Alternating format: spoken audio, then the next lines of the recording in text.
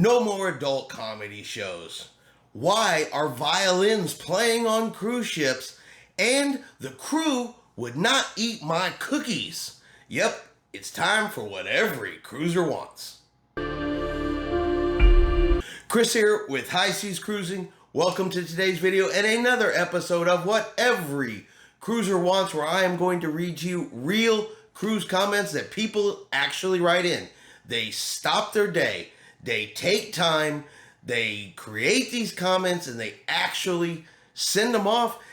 And I'm not 100% sure always what reaction they're looking for, but you know, they know how you want to cruise. They know what is right for you, what is right for me, because everybody always agrees with them. So we're going to start off today with our comment about adult comedy shows.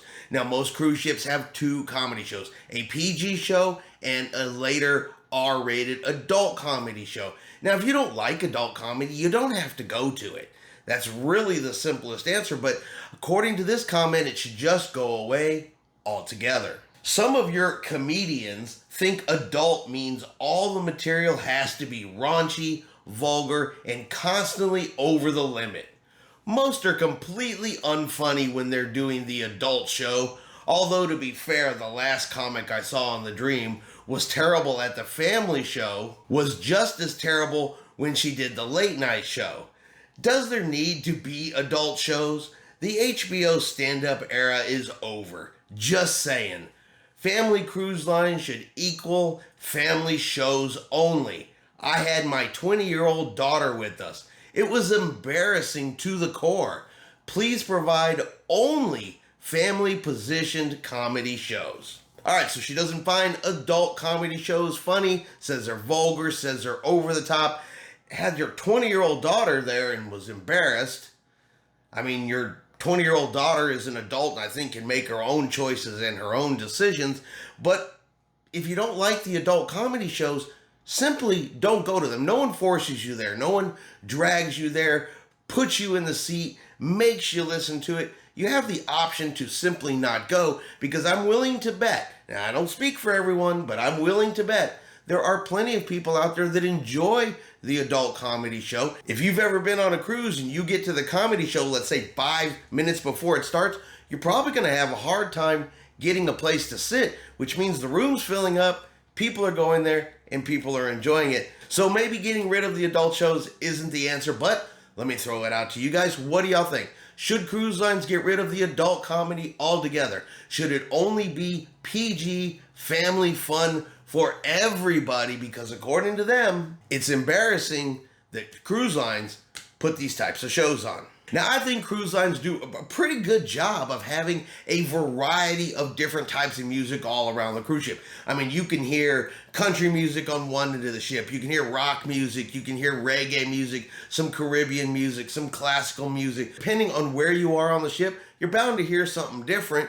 I think they do a great job of that. But according to this comment, violin music just needs to go. Why is there so much violin music? Is this a new trend? Is this in demand? I am cruising to the Caribbean, not Carnegie Hall. Is Carnival changing their business model from the fun ships to the snooze ships? Nobody wants this music, especially us sailing from Galveston. Put a country band in and have the violins walk the plank. So nobody wants this music, especially people sailing out of Galveston. I find that weird. I find that strange. Galveston is the port I sail from the most. I happen to enjoy the violins. I like to stop and listen to them. I think they're extremely talented. It's definitely not something I can do. I have zero musical ability. So I'm impressed that they can make those things even make those wonderful sounds. And I think if you don't want to listen to the violins, much like the adult comedy show, go to another section of the ship. You're gonna hear something different, but hey, again, let me throw it out to you guys. Should cruise lines stop having violin music? Is it true that nobody enjoys the violin music? Is it true that if you sail from Galveston, you only want country bands and the violins to walk the plank? You guys let me know what you think in the comments, because I don't think this one's true either. All right, I understand that sometimes policies change, rules change, and it doesn't make everybody happy all of the time. And if you haven't sailed on Carnival in a while, they've made a policy change recently where if you're going to give the crew any type of snacks, anything that's edible, it has to be in its original packaging, sealed in its original packaging. You can't make any homemade items, any type of like loose candy, cookies, snacks, anything like that. The crew can no longer accept it. And they did this for the safety of the crew.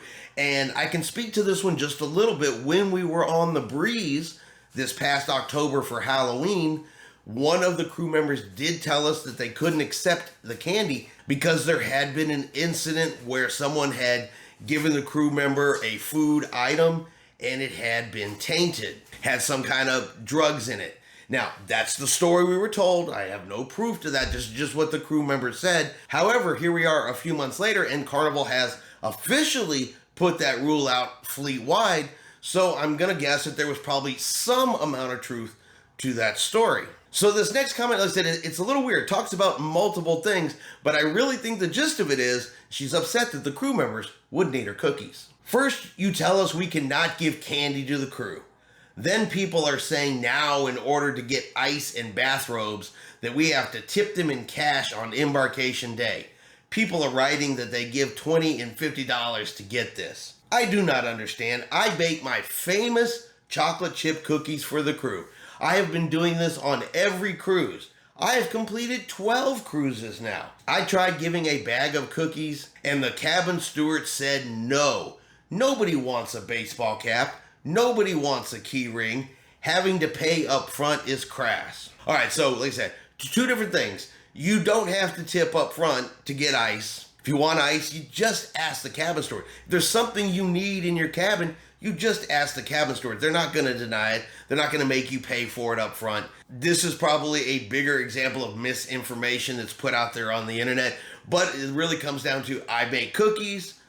I've always made cookies. Now I can't give my cookies to the crew. I tried to take my cookies on the ship and the crew still said no. And that's what it sounds like more to me than anything else. Maybe I'm reading it wrong. Maybe y'all read it a little bit differently. You guys are going to have to let me know. But as I said, as far as ice and bathrobes, you just ask your room steward. And I understand why the rules have been changed and it has to be in packaged items, especially if the story I heard is true.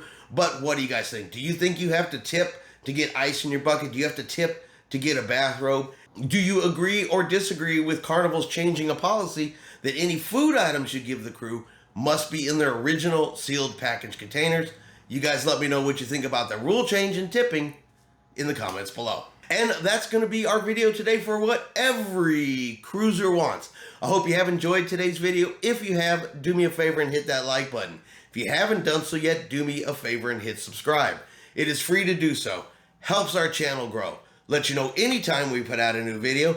Hope everyone out there is having a really great day and a really great weekend. And like always, we will see you out on the high seas.